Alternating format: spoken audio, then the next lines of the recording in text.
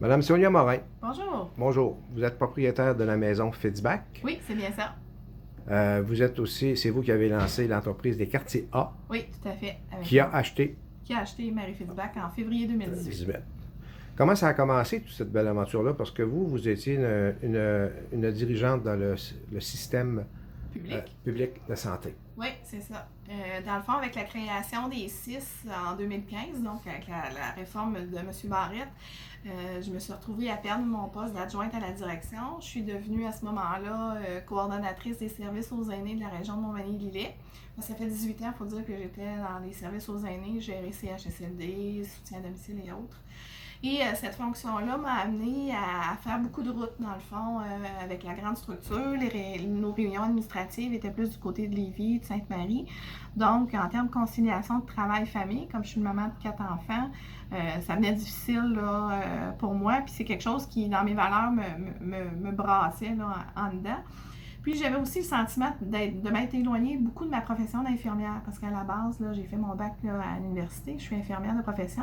Fait que tout ça m'a amené une remise en question là, 2015, fin 2015, et faire en sorte qu'en 2016, suite à un épuisement professionnel, je suis partie sur un coup de tête et coup de cœur, je vous dirais, aux Pays-Bas, voir le quartier Alzheimer, donc que j'avais entendu parler là, dans les médias, pour voir ce qui se faisait là-bas là, comme approche et autres. Et là, ça a été vraiment là, coup de cœur et révélation pour moi de voir qu'on pouvait faire vraiment autrement l'accompagnement des aînés atteints de maladies d'Alzheimer ou troubles neurocognitifs et de me dire, ben, est-ce qu'on peut faire ça au Québec? Donc, je suis revenue avec cette idée-là en tête pour me rendre compte que dans le réseau, ça serait difficile parce que c'est moins agile. Un réseau de la santé, ça change, mais c'est une évolution qui est plus lente.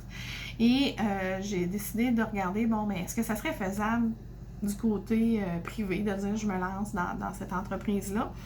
Donc, fait le court lancement d'entreprise en mai 2017, monte un plan d'affaires, regarde pour faire du financement et me rendre compte que j'allais avoir besoin d'avoir d'expérience avant de me rendre au quartier, donc être un entrepreneur d'abord. Et d'où l'intérêt là, d'acheter la résidence qu'on a fait là, avec mon conjoint Stéphane Poitras en février 2018. Donc, on a acquis la résidence pour d'abord, je vous dirais, bâtir notre expérience en entrepreneuriat privé pour éventuellement se rendre vers le quartier. Est-ce qu'on peut parler de... vous avez ajouté des services depuis que vous êtes ici, à la Oui. maison Fitzbach, pour améliorer, je pense, la, la, la, la durée des gens, si on veut, là. Oui, dans le fond, la résidence était plus de type autonome, avec, je vous dirais, une légère perte d'autonomie. Maintenant, on va jusqu'à un statut semi-autonome. Je suis capable de rendre les gens, je vous dirais, jusqu'à la porte du CHSLD.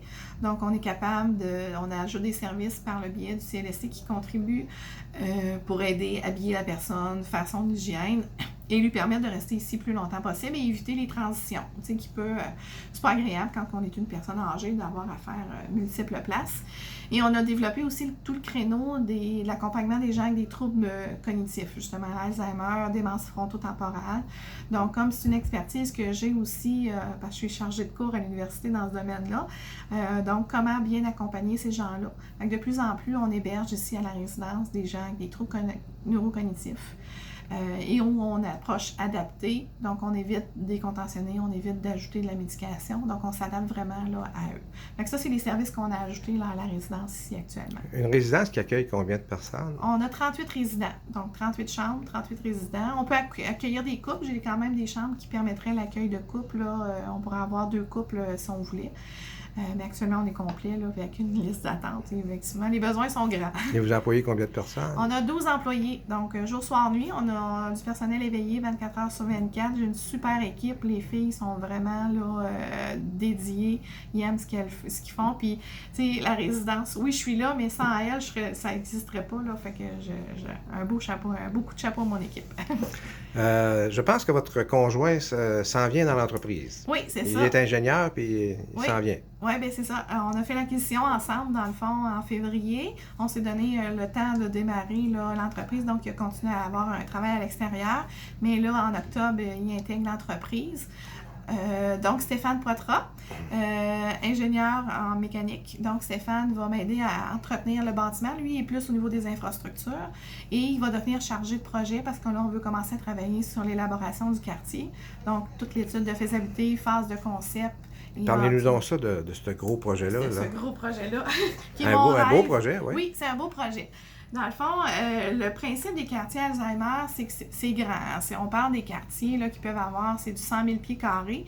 C'est un espace qui est complètement sécurisé, dans lequel on retrouve des habitations. Donc, les gens habitent soit 6-8 personnes. Donc, on vit sous forme familiale, donc petite maison aménagée avec des petites rues et une artère commerciale, mais qui entre autres retrouve tous les aspects pratiques qu'on a besoin dans un établissement de santé. Donc, nos denrées, au lieu de se retrouver dans des chambres froides, sont dans une épicerie. Donc, le concierge a un garage sur la rue, la coiffeuse, elle a son petit bureau sur la rue, ce qui nous permet vraiment de créer un espace village. Et là, les gens, ils en ont grand, ils sortent de la maison, ils ne sont pas cloisonnés, ils mettent leur manteau, peuvent aller se promener.